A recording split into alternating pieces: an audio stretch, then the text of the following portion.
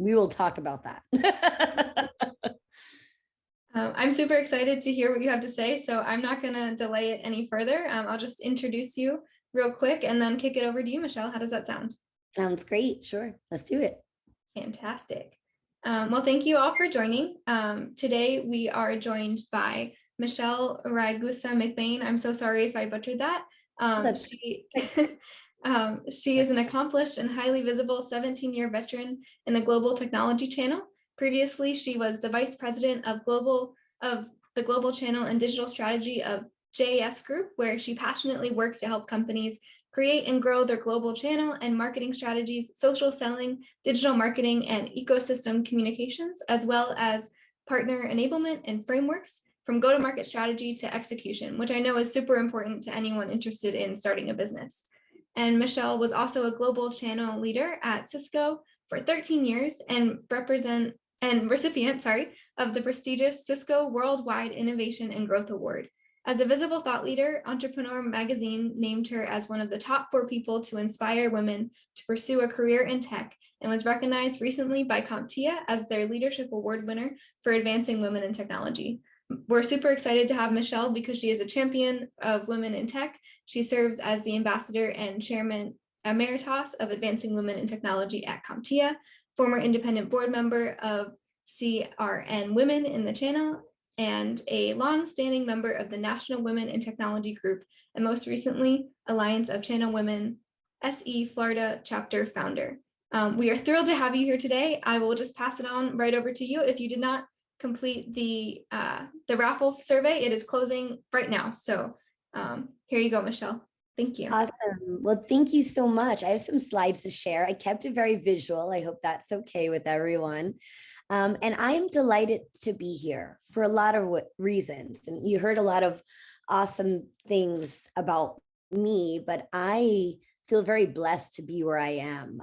I feel like I sort of was against the odds to be in the position that I am. So what I want to talk to you about is sort of my personal story and journey. And I want to give you some takeaways for everybody on this call listening in ways that can help you in your pursuits and passion. I will say it's Saturday and I'm home. So if you hear 2 little girls, I'm also a mom. And so I'll kick it off there with just a little introduction. Here's my current information. If anybody would like to connect with me anytime, you can find me on LinkedIn or Twitter, or even email me. You can use the QR code if that's easier. And I'm a big fan of keeping my phone out and staying social, if you know me. So be sure to connect, and welcome to take notes if something hits you in a way that you want to remember. I often do that. But it is one of those things that is really important that we're all here together.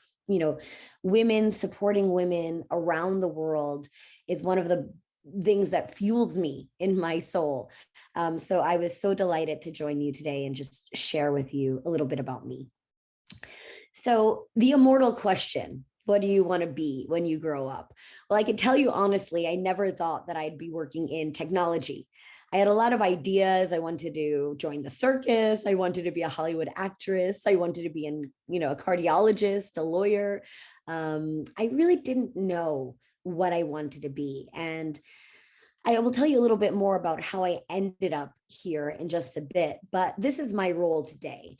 Cumulatively, I'm a boomerang. So I'm at Cisco about a year now, but I was there for 13 years. So this is 14 years total and 17 years of my career that I've worked in technology. Cisco is one of the top 50 places in Fortune 50, and it's one of the top companies to work for in the world. So no surprise I came back, but my life, as I mentioned, is a little bit like a rolling stone these days. After being locked down with COVID, like all of us were, I really did miss being out and being with people. And I can tell you as a mom, in the beginning of my career and when I met my husband, all I wanted to do was travel. And then it's funny, you get the opportunity and all you want to do is be home with your family. So you kind of flip-flop depending on who you are and where you are. But I can tell you every time I'm on the road, with my partners, with my team.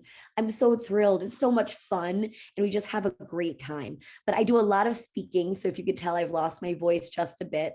I do a lot of keynotes and breakout sessions and panel discussions, and I'll do them all around the world. And my go-to market right now is managed service providers, the ones that are supporting those little small to medium businesses, which is not so small these days, because small to medium business makes up about $610 billion IT spend and about 65% of the world's employment. There's a lot of people that want to run their own business. They want to be entrepreneurs. And I'd like to see a lot more of those people be women. So this is what I do for a living today. And as you mentioned, I have been so honored and humbled to win a lot of awards along the way, from Entrepreneur Magazine to Channel Futures and Channel Partners and CompTIA and SMB Magazine. And sometimes I look in the mirror and say, did you get the right person? Because I don't feel worthy. And I don't know if anybody on this call sometimes feels that. We call that imposter syndrome, right? Where you're not believing in yourself as much as you really deserve.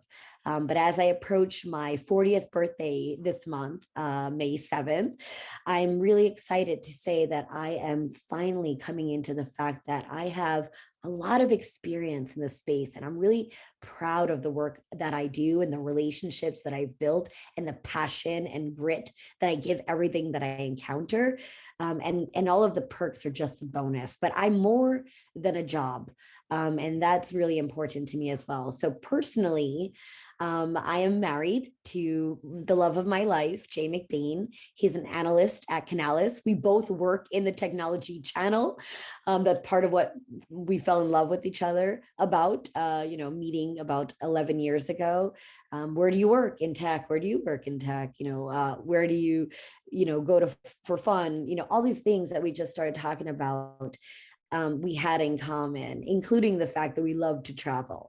And I'll talk about that in just a second. But Jay and I, yes, we talk about the technology channel all day long, on walks around the park with our dog. And I sometimes walk our cat. I'm a little strange. At home with our family at the dinner table. It is a part of our lives and a part of our DNA now. We have 4 daughters, and these are 2 of them, the little princesses that just turned 8 is Brooklyn and Callie. We just celebrated in Disney World about 3 weeks ago. And then, of course, we have some of our fur kids as well. So that's Augie Doggy and Luna. So the other thing I mentioned is our love of travel. And I am a passionate person when it comes to travel. We have been to 85 countries and 6 continents, which gravely stopped during the pandemic. But I am absolutely a wanderlust. I get, the itch to go, and I love being on the road. I love experiencing different people, places, cultures, food, languages. And our daughters have been to 50 countries, 35 countries respectively before the age of 5. And some people will say, Michelle, they won't even remember this trip. And that might be true. But I grew up in Brooklyn, New York. And in Brooklyn, there are more languages spoken there than anywhere else in the world. And I'm really proud of that. It is a cultural melting pot, filled with diversity, filled with people that think differently and act differently and come from different places. And they may not remember everything, but they'll remember people that looked different, dressed different, that were kind and loving and sweet and had families of their own and different socioeconomic backgrounds. And you have a different appreciation when you see the world through that lens. And someday I hope to go and do a lot of work philanthropically around the world and help give back even more than I'm able to today. But that's a big passion of mine as well. So, this accomplished woman, who was she before? I started somewhere like we all did, right? So this is a picture of my mom and I. And I'll tell you a little bit more about my mom in a second. But she was a single mom. She raised me by herself since I was 8 months old. And that wasn't always easy. I was quite the handful, as you can tell in this image. I guess talking was in my DNA, right? And, it was just her and I and my grandmother. We were like the 3 amigos. And, family is really the branches of the tree, and our branches kind of go in different directions. but our roots always remain the same. And so I think it's really important to understand where somebody comes from to understand where they're going. And this is why I partially didn't feel that I belong. So this is my grandmother as well. I mentioned her. She's gone in heaven, and I feel like she's with me every day. She is a very important component of my DNA. She was a strong, resilient woman, very independent at a time where women were not independent, and she set boundaries that put her through a lot of pain at times, but she cared so much about her family. And she had 6 kids, 3 boys, 3 girls, like the Italian Brady Bunch of Brooklyn, as I would call it. Although I'm a bit mixed. So I'm Italian, I'm Spanish, I'm Native American, and 3 out of 4 of my family members migrated to America, along with my grandmother, my grandfather, and my grandfather on my father's side. And my grandmother on my father's side was born on a reservation and given up for adoption, and so did not grow up with that side of the family as much as I would have liked to have known. But this is a picture of my father very early on, and he and my mother fell in love when she was 13 and he was 16, and he had also a really hard life. My grandmother got sick at one point.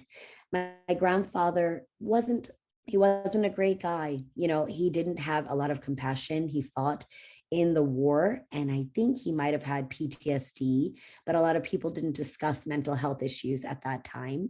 And when my grandmother got sick and went into a hospital, she couldn't take care of them. So my grandfather took all 6 of his kids and left them at an orphanage. So my mother, at the age of 5 years old, left her family that she knew and loved and ended up at an orphanage with her brother and sisters.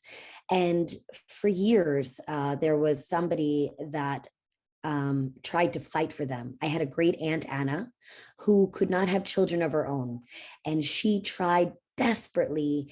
She had many miscarriages, many stillborns, and she just could not give birth.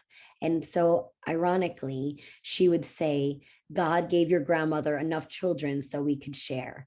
My aunt Anna, my great aunt Anna, worked at Pfizer's pharmaceutical at a time where women did not work. She was one of the leading global managers at that time, and she quit her job to help foster all of the children in my family. And she was a phenomenal influence, along with my great uncle Joe, in their life. She taught them about the power of education. They did their homework after school every single day. She taught them about the power of being kind and treating everyone with respect. It didn't matter if you were the president or the janitor. She taught them about the ability to forgive and to always offer kindness, because you never know what somebody is going through. And one of my favorite quotes is, the meaning of life is the impact you have on others. And that decision, that moment, changed the course of my mom's life and then ultimately my life. When my mom met my father, she had gone back to live with my grandmother into Brooklyn, New York, which was a very different community than you see in this image of Long Island at the time, where they had acres of farmland and they lived with, berry bushes. It was a hard city, and there were gangs and there were violence and there was drugs, and it was not exactly what my mom was prepared for. But my mom met my father, who also was a child of domestic abuse. And sometimes in life, you live what you learn. And my mom thought she could change him, she could help him. But one of the most important things that she learned is that you can't change anyone but yourself. And so my mom was a victim of domestic abuse until 24 years old, when she had me. And something changed in her in that moment. And she said, I will never want my daughter to experience what I have. And although I have a comfortable life and I have, a big house and cars and a very different life than she grew up with, it was more important to her to have peace of mind and to give back and to take care of me and herself, really, which is, they say when the airplane is going down, you have to put the oxygen on yourself before you can help anyone else in the room, right? And so really important lesson was for her to take care of herself so that she could take care of me and her family. So my mom left that marriage. We ended up leaving in the middle of the night. We stayed at a domestic abuse shelter for almost a month because everybody was so scared for her that they didn't want her to be found. Finally, she ended up getting a home. And my father wasn't a part of my life, nor was his family. And it was hard for my mother being a single mom during a challenging time in a lower socioeconomic background, first generation American. And she went through a lot. And my mom ended up getting a job as a drug prevention counselor. And she did drug prevention and gang prevention and violence prevention. And I'll never forget the day that we were in the playground and a young man came up to my mom in a military uniform crying, and he just hugged her for what seemed like an eternity. And he said, "You changed my life. You believed in me when nobody else did. And I am who I am because of you." And in that moment, I knew what the meaning of life was. And it's this pay it forward. And how can you continue to help other people and see them and help them and truly make it about somebody other than yourself? So the flower that blooms in adversity is the rarest and sometimes the most beautiful of all. I often say, if you look at diamonds, they're just rocks that had a lot of pressure, and they really came out to be the most beautiful, unique thing that we've seen. So my mom had this dream for me, more than I had for myself, which was she wanted me so desperately to be the first in my family to go to college. All of my aunties and uncles on both sides of my family all ended up in vocational careers. They owned businesses, they ran things, but they didn't have the background that we would today. So I didn't know what I wanted to do. I had family that were construction workers. I had family in unions. My mom worked in the Board of Education. And then I had people that also were secretaries and were hairstylists. So the idea of going to college and what do I want to be was sort of profound to me. I didn't have mentorship. I didn't have guidance. I didn't know anybody that knew anybody that worked in technology. So the idea that I would end up here for so long was something I never imagined. But more than that, when I entered, I decided that education was that one thing that nobody could take away from me. I proudly stood there, the first in my family of immigrants who came to this country of America to pursue a dream for a better life for each generation beyond them.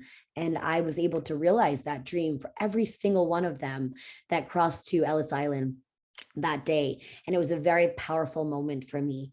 But then I wanted to keep learning and growing. And I waited about 10 years before I decided to tell my husband, as I was a mom about to go through some medical procedures, starting a new job, and raising two children, I think I would like to go back to school and get my MBA because I didn't have enough to do. And so I ended up graduating in 2019. I was able to walk. It was right before the pandemic actually happened that year. And I was really proud of the ability to say I was now the first in my family to get my MBA. And here I am, 17 years later in technology. And this is a really important pivot and turning point in not only my life, but in how I really wanted to give back to the community, how I wanted to find other young women and men who didn't look like everybody else, who might be a minority or might be a woman or might be an immigrant or might be poor, and say, there's a place for you in technology. There's a place for you in our community. So my Cisco story, how did I end up there? Well, my first job after college was actually as on Wall Street. I thought, well, I guess I can work. I live in New York. I can work in Manhattan. I can make a lot of money. It's very iconic that everybody in New York could be a business person in Manhattan. So I decided to do that, and I hated it.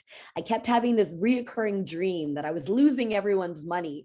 And I said to my boss at the time, but what if I lose everyone's money? And he said, well, it's not your money. And I thought, no, I can't sleep at night with that answer. It's not good enough for me. So I went to an alumni event, and I'm a joiner. You should know about that. I've joined a lot of things professionally. I joined a lot of things personally. And in college, I was no different. I was on drama. I was on cheerleading. I was on student council and legislature and the newspaper. You name it, I did it. And I was passionate about it. I didn't just join it to put it on my resume, but I really would be the type of person who'd roll up my sleeves and get really sticky with making an impact in something. So they had an alumni dinner at the Waldorf Astoria in New York, one of the most iconic hotels. I've never even stepped foot in it prior to that moment. And everybody wore these beautiful dresses and suits, tuxedos, and the tickets to get in were filled with people. The former mayor of New York, Mayor Giuliani, was an alumni of my college, and all of these like news anchors and businessmen and executives and CEOs and VPs. And most of them didn't talk to us. We were sort of the peons in the room. But there was one gentleman that did. And I didn't know his name and I didn't know where he worked, but we were wearing these green sashes that had the letter M on it. And he came up to me and he made the joke, "Hey, where are your friends? N-O and P." And I was so embarrassed. I thought, oh gosh, I'm never going to get a job. And so he said, "What did you study?" And I said, "Well, I studied global business and marketing. That's what I ended up studying with a minor in peace studies." And I jokingly said, "That means I'm going to make a lot of money and give it all away someday." And he said, "Well, that's very interesting." And he said, "What else are you passionate about? What are you interested in doing?"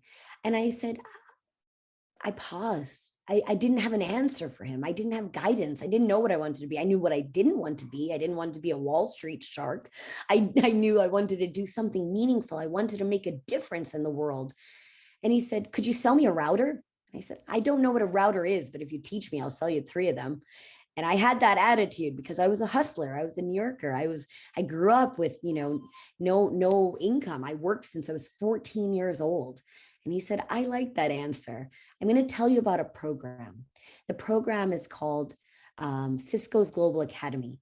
And it's really competitive. For every one spot, 800 people compete for that spot. I said, "Okay."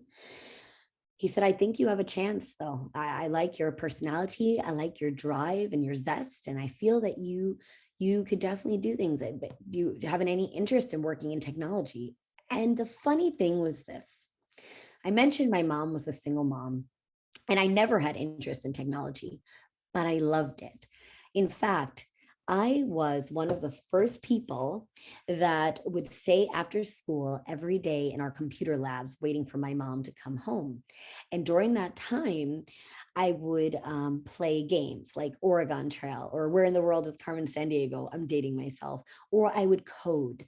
And when we graduated elementary school, we had what we called the Computer Award, and I won it. And I was always very active. In fact, however, my mom was so poor, we couldn't afford a computer until I was a sophomore in high school, which computers had been out for a while then, but I had a typewriter and I was typing all of my reports at home. And my high school teacher said to my mom, "You need to get a computer. How can we help?" And they helped get me my first computer. And that was a life-changing moment. I was coding and I was doing all sorts of things, but yet I never thought about pursuing a career in technology. And so with that in mind, I ended up getting this role and I got 3 phone interviews and they all went swimmingly. They flew me to North Carolina. And at the time, I had 3 rapid fire interviews. And those interviews were really stressful. It was like speed dating. And they would ask you questions. And the first guy, I closed them all. "Do you think I'm a good fit for this role?" "Yeah, I think you're a great fit for this role." Second guy, "Do you think I'm a good fit for this role?" "Yeah, I think you're a great fit for this role." Awesome. I'm starting to get really confident here. Okay. I'm 5 interviews in. I have 1 more. And this guy gets together, pulls out my resume, takes a look at it, and he's like, "I don't think you're cut out for this job. I don't think you're cut out for this job." Where was this coming from? I had so much, and I just fired back immediately. I don't even know where this came from. And I said, "I think you're wrong. Can we go on with the interview and then you can make that decision?" And he just kind of sat back in his chair. He said, "Yeah, of course, let's go on." And he asked me some hard-hitting questions, some technical questions, and I'd done my homework. And he finally, at the end of the interview, I said, "So, do you think I'm a good fit for this job?" And he said, "I think you're a good fit when you didn't take no for an answer." So About 3 months later, 3 grueling months of waiting to hear the phone call back, I got the call and I got the job and I was delighted. And so here's a picture of me at 22 years old with some of my friends. And we were all began at Cisco as engineers, CCSE, CCDA certified. And there was the CEO, John Chambers. And I will tell you this story because it was really impactful in my life as well. I was in this room of thousands, 10,000 people, partners, teammates from around the world. And John, who actually had a fear of public speaking, would walk around the room and look right into people's eyes because it made him feel more comfortable than looking out at a sea of people. And he looked at me and he said, "We are going to change the way the world lives, works, plays, and learns." Now, this message was not just to me, it was to everybody in the audience, but I thought, that's it. I found my calling. That's what technology does. It changes the world. It changes how we do things. It changes how we see things. And now after the pandemic, every company is a technology company. Everybody had to incorporate some form of collaboration, security, networking, all of the things that make us a society, right? And so we waited, and I'm just in awe, just in the back of my chair. I found it. This is my calling. I'm going to work in technology. And I'm looking around the room and everybody starts to dissipate. And my two friends and I here were kind of just like left. And we said, let's walk down to the stage. Let's just check out what it felt like to be in that powerful energy. And lo and behold, standing by himself with a few of his, I guess, chief of staff and security was John Chambers. And he looked at us knowing that we were young and just like staring maybe. And he's like, "You guys must be my ASR ASCs." And we said, "Yes, sir, we are." He said, "Come on over." And he looked at each and every one of us at 20 something years old. And he said, "What do you think about my company? What can we do better? How do you like it?" We are literally the newest, and in our minds, probably the most important people in the room. And this is a billion-dollar Fortune 50 executive asking us our opinion on what we think of Cisco.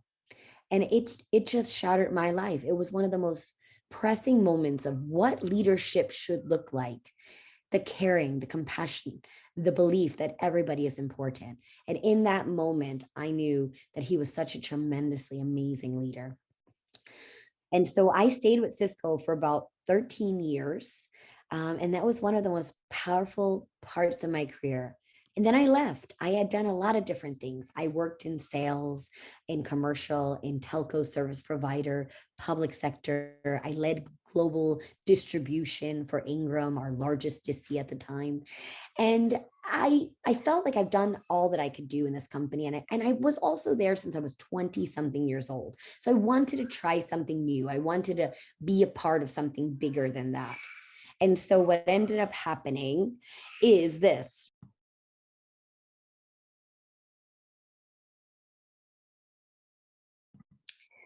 I boomeranged. Well, I left the company. And I started a role at Office Depot during the CompuCom acquisition. I was their senior director of tech services. Very exciting, very different, working with retail, working with all sorts of different people. And then I became a consultant, a VP of global channel and for the JS Group, which was run by the former channel chief of Verizon. And that was a powerful, powerful team. I worked with people like Google and Dell and IBM and LG and all of the distributors, Tech Data, Cynics and Ingram, and all of the partners. And in that moment, I spent the most time with the people I loved the most, which were the managed service providers. They were small mom and pop shops. There's about 73,000 of them around the world. They're typically 8-person shops, and they wear a lot of hats, and they're gritty and they're fun and they're amazing. And this unique opportunity opened up at Cisco where they said, we're looking for a role for somebody who understands the complexity of Cisco, this huge Fortune 50 company, but who also understands this MSP community and the people in this space. Now, I will also share that my husband was a VP of a community called Autotask, and they worked in this space. And so I had been to all their events. I had supported them. I knew all of the key influencers and connectors. And for me, this was the perfect opportunity to marry all of my experience at Cisco and all of my experience with MSPs and put the two together and, be the I in impact. And so I came back to Cisco, and we recently had our Women of Impact. And of course, I had to participate in that as well. And they sent me this awesome mug. And if you read it, it says, "Smart is the new chic." And these are all the values that I'm trying to instill in my daughters as well, right? Believing in yourself, owning your expertise, and taking a shot, right? You never know until you throw your hat in the ring if you're qualified for a role. Nobody knows everything until they get into it and they experience it. But you have to believe it yourself, and you have to give yourself a chance. And women are notorious for not doing this. So if anything I can tell you today is make sure that you shoot your shots. So what happened next? Something pivoted right along the way. So this was all, a lot of ups and a lot of downs. And I'll share with you all this. Along the way, something really important happened to me. And that is, I had open heart surgery. I was quite literally with my heart stopped on a operating table for 8 hours. And this was about 2019, right before the global pandemic. So you could imagine the fear that I had for the last 3 years.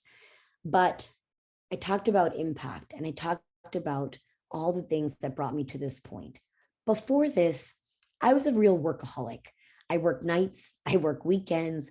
It was hard to find an off switch. I'd often find myself guilty as a mom. Also, am I spending too much time away from my children? Am I spending too much time with my children and not at work?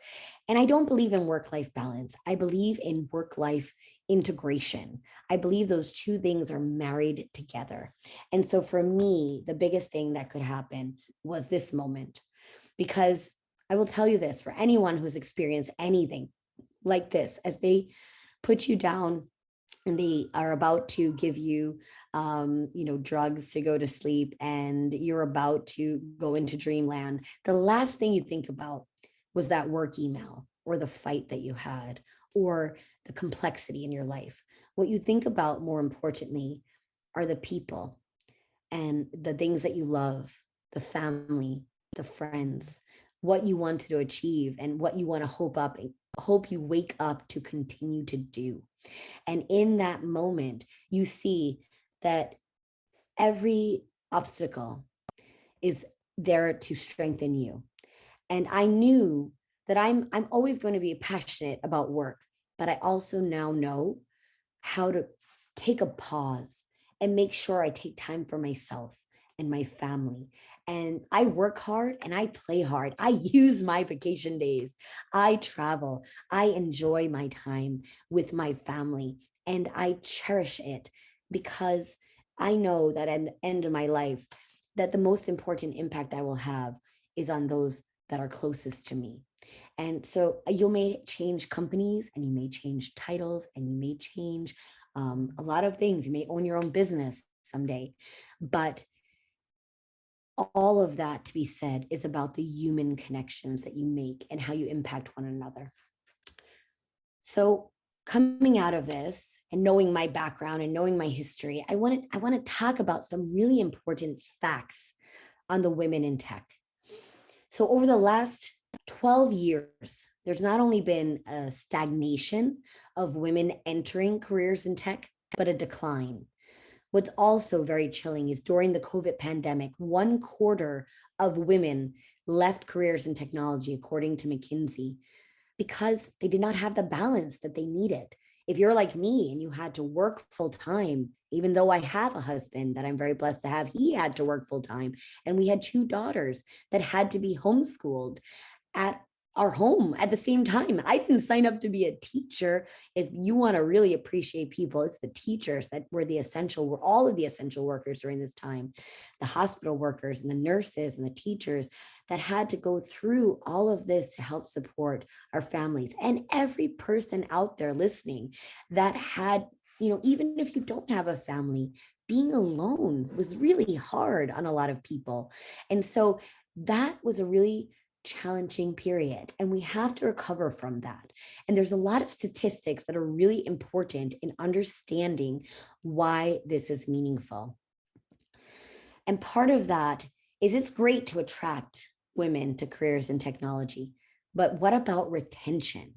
So if you look at this is a powerful study that says that women, white women, make 77 cents to the dollar compared to white men. And that number drastically declines with women of color.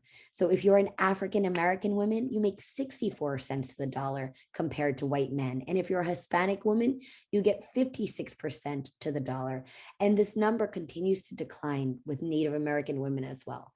And so this is a hard truth to understand, that we still do not have equal pay for equal work. So I will encourage you all, ladies, to make sure you negotiate your salary, because when I came back to Cisco, I knew my worth and I was not going to settle for what the first offer was. And you might think, well, what if I really want the job? And what if I work really hard, then they'll promote me? And the truth is, it's very hard to leave the level that you enter in. So you always should negotiate. A man would never take the first offer. And I encourage everyone on this call to read the book, Sheryl Sandberg's Lean In.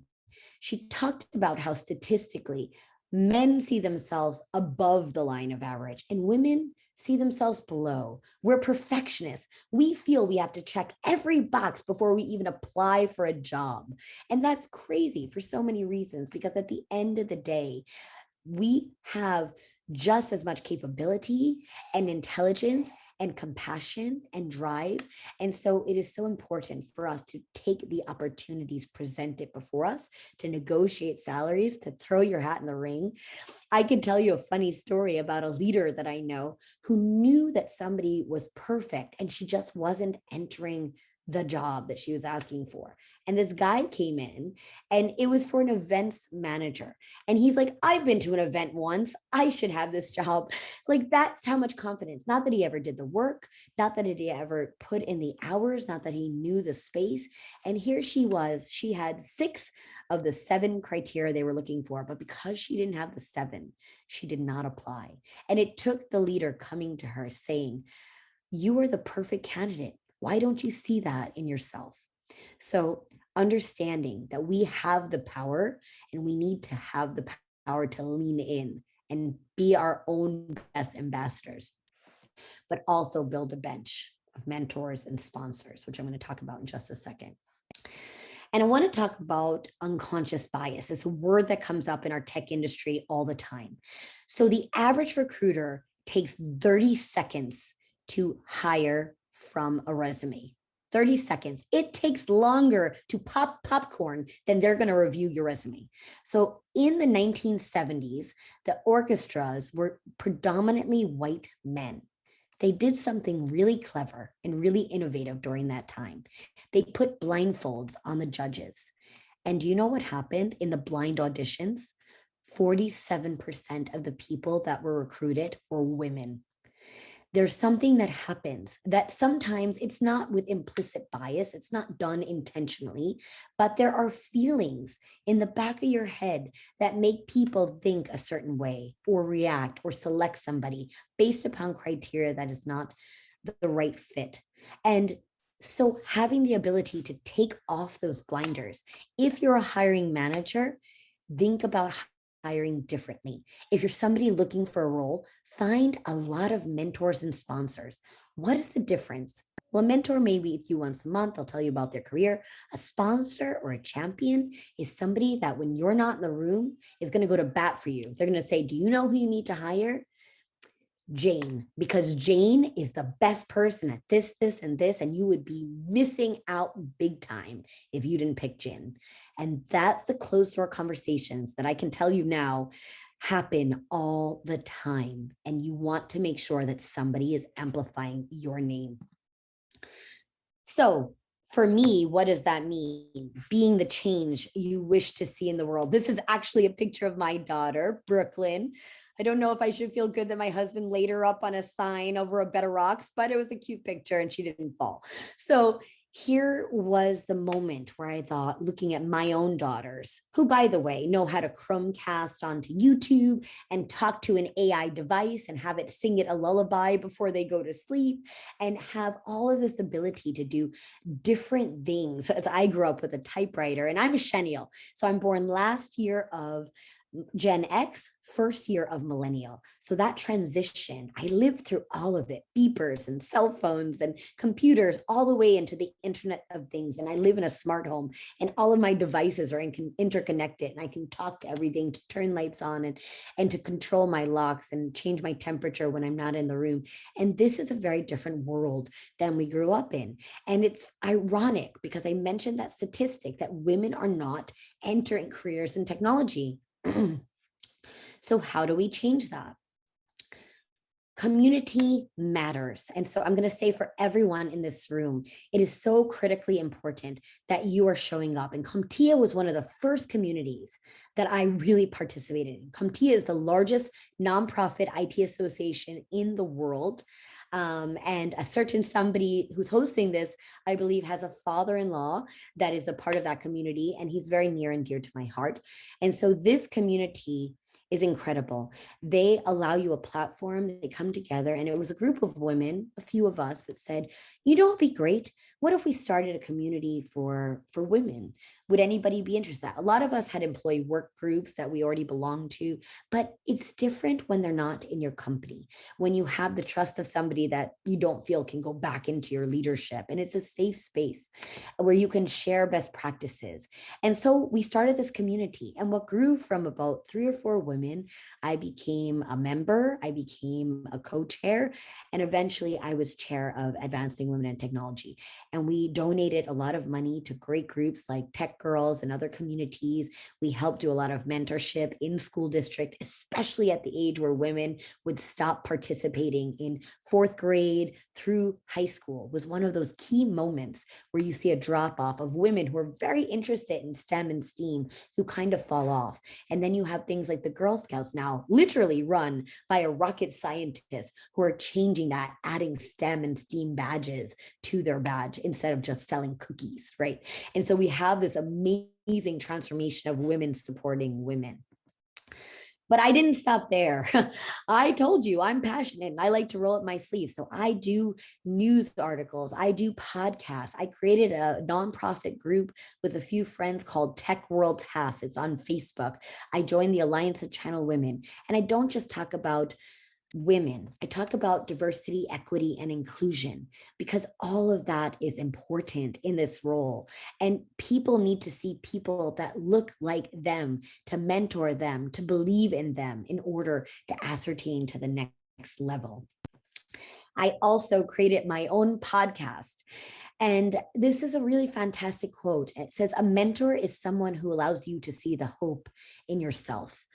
And I talked about that imposter syndrome. And I think we've all been there at some point where we say, you know, am I capable? Am I able to do the things that I need to do? And looking at this, you can see I interview really influential leaders in our community, and I don't ask them about their successes, because we all know that. We celebrate success as a society.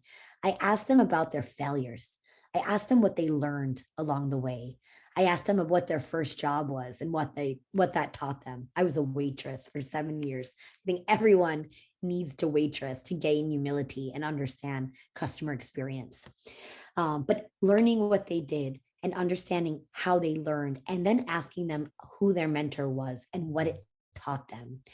And a very interesting thing happened during the Me Too movement. 75% of men say they no longer feel comfortable mentoring women. They're worried about water cooler chatter, worried about their wives or girlfriends being jealous, worried about people having the wrong idea, worried about accusations. And here's the problem with that.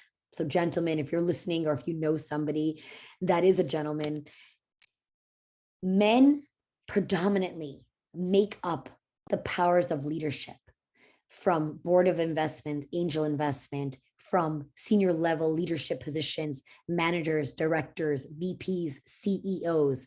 And if men are uncomfortable mentoring, then who's on their bench? Because people pick a bench that they groom, that they want to learn, that they want to appreciate. So women, find yourself not only other women mentors, but find yourself a male mentor who can help you also become a sponsor and champion. And men, if you're doing nothing wrong, you have nothing to worry about, because together we can be much stronger. So I know we had to one. I know, do I have a few more minutes? I'm going to ask the crowd because I have a few other things I think can really help you, but I want to be mindful of everyone's time. So let me know if we do just a few more minutes I can share with you.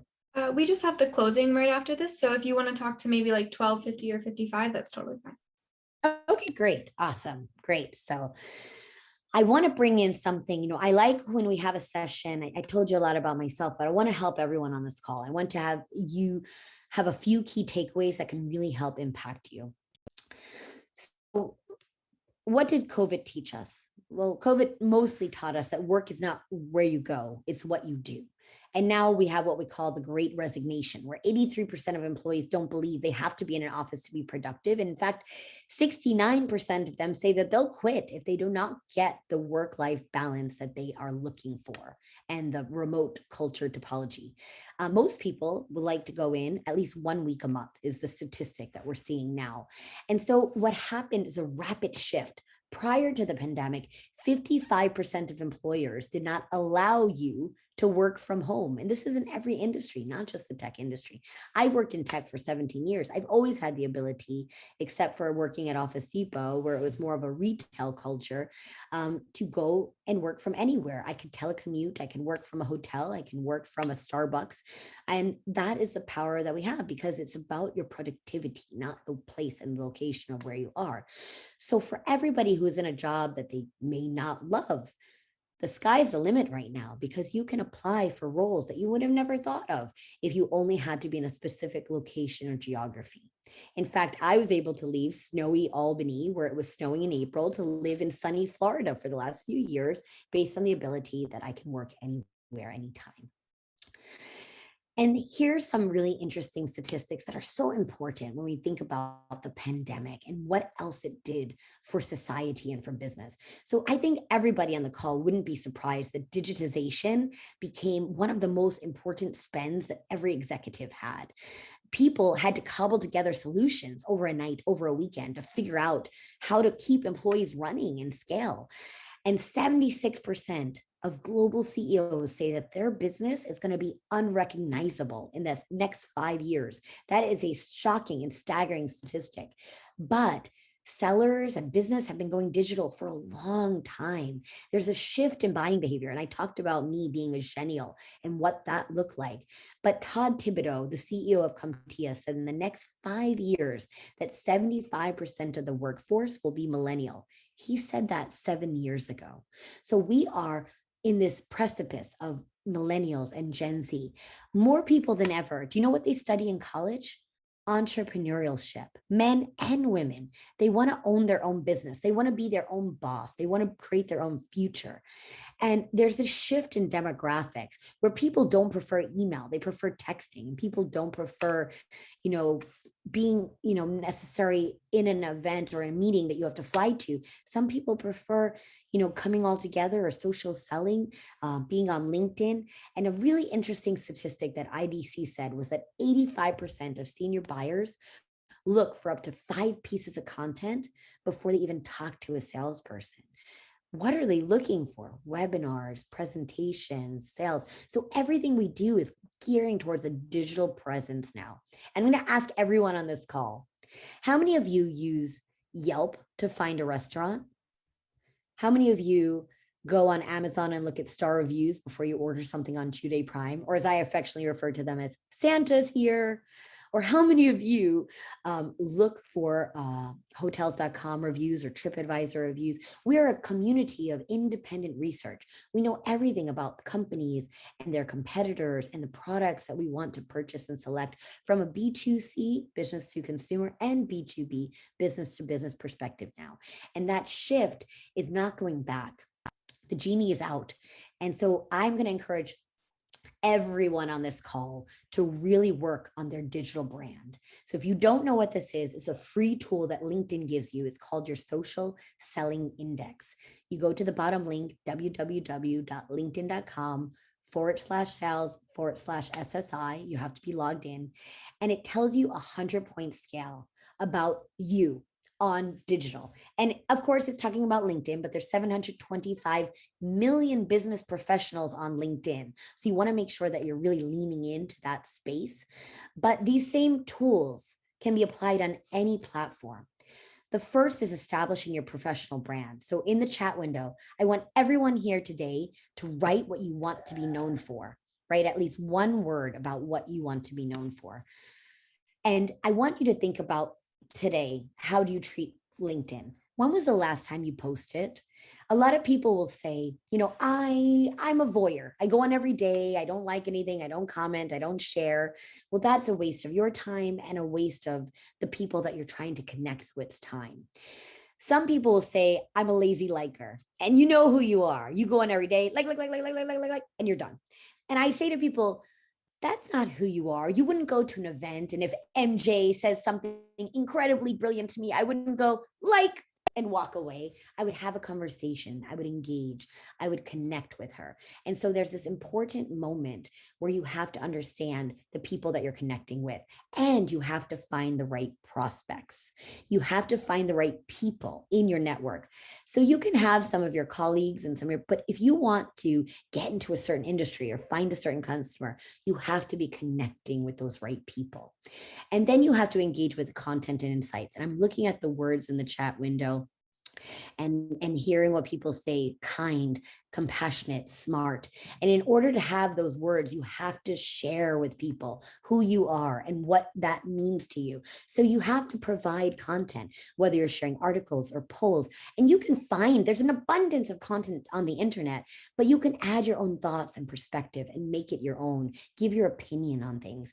And that will help you ultimately build relationships, which is your goal for whatever you do in life. It's all about building those relationships. So an average person is about 54. If you pull it up and you want to know where you're at, let me know. I'd love to know. LinkedIn will say a good social seller is 65.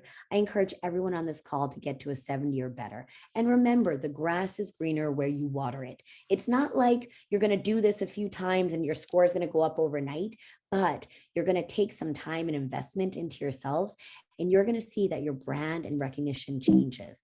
And I'll give you just a short example of what that looked like for me. When I came back to Cisco, they gave me an opportunity to perform an event. And I thought, oh, well, what am I going to do with this? There was one person that was scheduled to be a speaker. So I reached out to my network that I've made over the last 17 years. And I am a giver. I kind of say it's like the Godfather. I'm going to give you, but someday I'm going to make you an offer and you can't refuse. And so I gave of myself. I never say no. If somebody says, Michelle, I say yes. I don't even know what the question is. And when the day came that I needed help, 55 thought leaders in our industry came to speak for free and join me in my session. So if you're interested in checking that out, we had amazing sessions, and that's the QR code that could take you there. But that is the power of relationships, because business, after all, is nothing but a bunch of human relationships.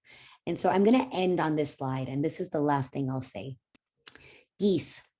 So it's a random exit. I know you might be thinking, but this is the most powerful element of community for me, especially for partners, what I'm working with, and for women in technology.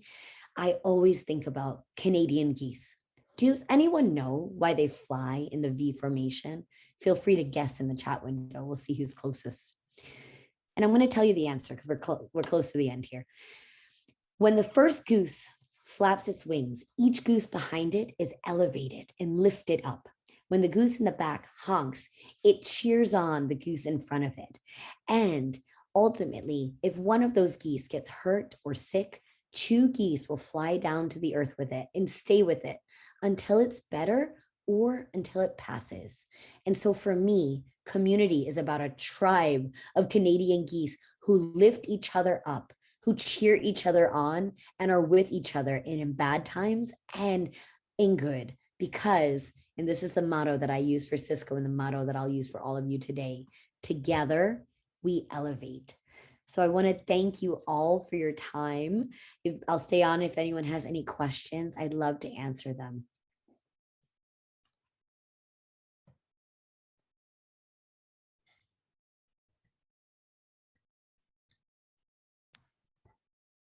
And if not, no worries. Connect with me and we'll talk about your scores. Thank you so much. Thank you so much, Michelle. Your story was extremely impactful and powerful. So thank you so much for just dedicating this time. Like she said, everyone, we have all of our speakers up their bios and their profiles on Event Hub. So do not hesitate to connect with them on social media. I'm sure, Michelle, you'll connect with them back, given that you probably have a really high SSI score. But thank you again. I think it's been a real pleasure for me and the board to just hear from these accomplished women and learn from their perspectives and their journeys. I hope that you all were inspired to kind of take something that you learned and implement it in your day-to-day, both professionally and personally. So thank you again for being here today and being a part of this year's VFA WMN Summit. We have lots of thank yous to go around. Sorry, I'm struggling to share my screen. First, I wanted to say thank you to the wonderful women who joined us as panelists and speakers. This event would not have happened with you, and we really value all of your time that you put into preparing your presentations and being with us on this Saturday. I wanted to give a special shout out to MJ. She's been a super supportive speaker, helping us work out the kinks and having great ideas for us. So thank you so much for all that you've done. And of course, Michelle, for this amazing keynote. We loved having you, and we're super grateful for you joining us today. It was super inspiring, and I know we're all going to be going on LinkedIn much more after this, especially now that we have that ranking that you share. And I also wanted to thank Angel Pinheiro for connecting us with many of our speakers, including Michelle. And of course, last but certainly not least, thank you for those of you who are still here and attended all of the sessions. This would not have been a conference without all of you coming out today. So thank you so much. It is now 1 o'clock and we are time to party and have fun and get to know each other. So hop on over to the happy hour and we can all network and have a good time. So see you there. Thank you.